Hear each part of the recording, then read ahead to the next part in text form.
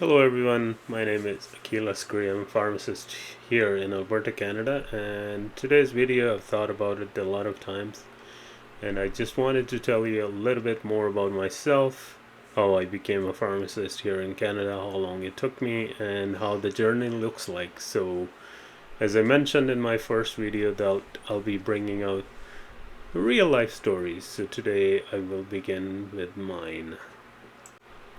So it all begins when I came to Canada back in November 2013. I came to Canada and I started right away the document evaluation process as soon as I got my degree from Pakistan. So the document evaluation is the first step to check the equivalency of our education back home and here in Canada. So it took pretty much around 6 to 8 weeks. So I got my evaluation like say mid 2014, and after that, the next step is to apply for the evaluation exam. So evaluation exam is basically the first exam if you want to become a Canadian certified pharmacist. So that is the first step. So I started preparing for the evaluation exam, but as I was a new grad, I thought, yeah, I can do that. So I went for the exam, failed, obviously, because I wasn't prepared for it properly. And after failing, I looked back and I was like, okay, now I need to properly study for the exam. So I started studying for the exam. So whoever is preparing for the exam, honest advice is just follow the PEBC evaluation exam syllabus. It's a long one, but whatever resource you can find, you can study through it. What I did was like I studied from CPR, which is a comprehensive pharmacy review. It's a good resource to review your whole pharmacy. And the next thing, there are lots of academies available that can provide you a decent help. But I will suggest just ask somebody before you jump in to go to different academies, because honestly, not all of them are really good.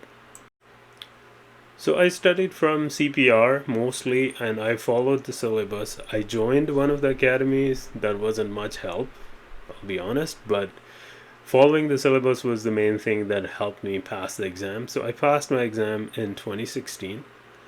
And then the next step comes as the qualifying exam. So qualifying exam consists of two parts: the MCQ, which is part 1, and the OSCE, which is part 2. So MCQ, I had to obviously join another academy because after joining the first academy, I was like, I don't know if I can do it on my own. So I joined another academy, and that helped me quite a bit. And also, like, the Canadian Pharmacist Association has books available as well, like CTC and CTMA, which is therapeutic choices and the minor ailment. So those are the most important resources, and most of the MCQ exam is based on that, which is being taught obviously here in Canada to the Canadian graduates. So those are the most important resources for this exam. So I did study from the CTC and CTMA, and also obviously I had joined the academy. The academy helped me quite a bit with practice exams and stuff, so I was a little bit better prepared. I went for the exam and I passed the exam. So that was obviously a big step in my life. It was 2017, so it took me a year to pass that exam. Next step is the part 2 of the qualifying exam, which is the most challenging, I think, for any international graduate, because here you actually have to assess the clients in person. So it's oral subjective clinical exam, OSCE in short. It's one of the most challenging exams that I found, but you need to be in practice in order for this exam to pass, because all the cases that we see in the exam now, practicing in pharmacy for this long, I have seen like most of the cases that are in the exam are actually from the real practice. This exam is made by the practicing pharmacist, so we see these cases on daily basis, and now I see how important it is to be in practice. Even though you might be an assistant, you might be working as a student, but it's very, very important to be in practice. When I was preparing for this exam, I joined a pharmacy here as an assistant or as an intern, you can say, and I started practicing. I will practice with my colleagues, I'll practice with my preceptor, I'll practice with my friends. So I practiced quite a bit, and so I got a lot of exposure, and I was also involved with an academy as well. That helped me quite a bit. At this time, I decided to join the International Pharmacist Bridging Program, which was not mandatory at the time, but now it is mandatory for the international graduates. I found that exam helps a lot for any international graduate, because obviously we are not exposed to this kind of situation. We are not exposed to the clinical practice culture here in Canada, so it's very, very important. So whoever is attempting to go to practice here in Canada, I'll suggest to take the bridging program. I know it's very costly, but it's worth it. Honestly, it is worth it. So after finishing the bridging program, I went for the exam in 2018, and I passed my OSCE exam. So after the passing the OSCE exam, the next step becomes you have to do an English test. Like you can do either TOEFL, you can do IELTS. Here, one or the other, you can do that. So I did IELTS, and I passed IELTS, whatever the score was required for Alberta College of Pharmacy. So I did apply for that, and I was approved for it. And also another thing, in each province you have to do a jurisprudence exam. So I did my jurisprudence exam. All this happened back in 2018. So I got my license in 2018. I was registered as a pharmacist in 2018.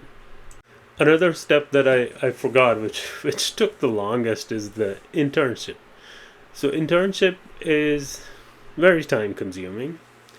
The required hours by Alberta College of Pharmacy is 1,000 hours, which if you work full time is like 6 months.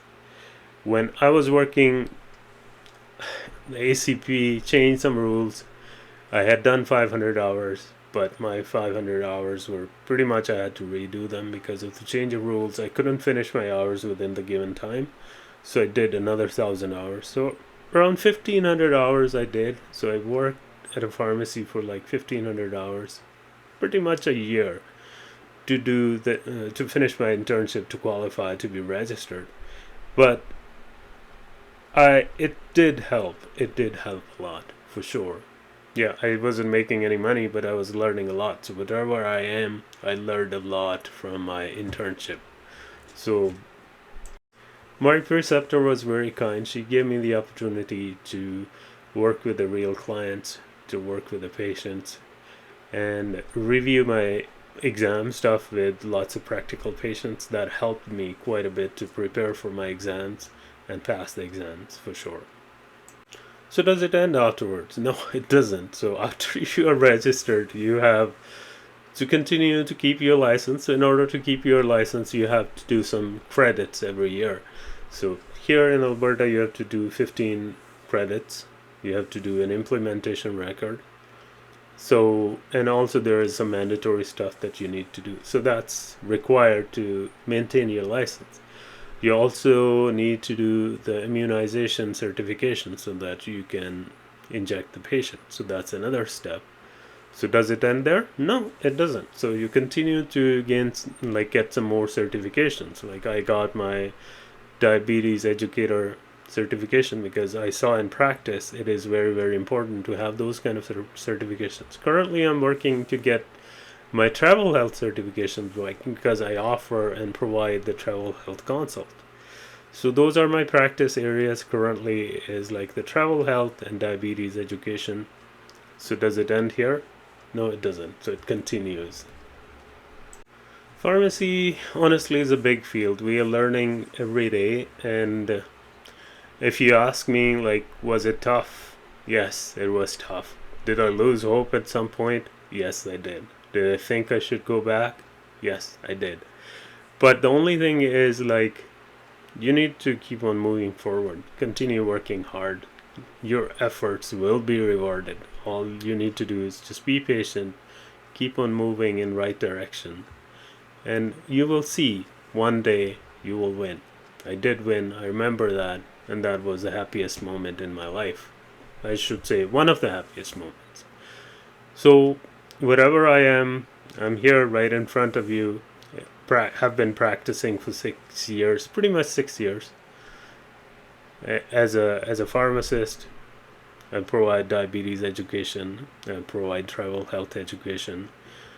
And there is a lot more that we do on daily basis. So I'll make another video about how a pharmacist day looks like here in Canada.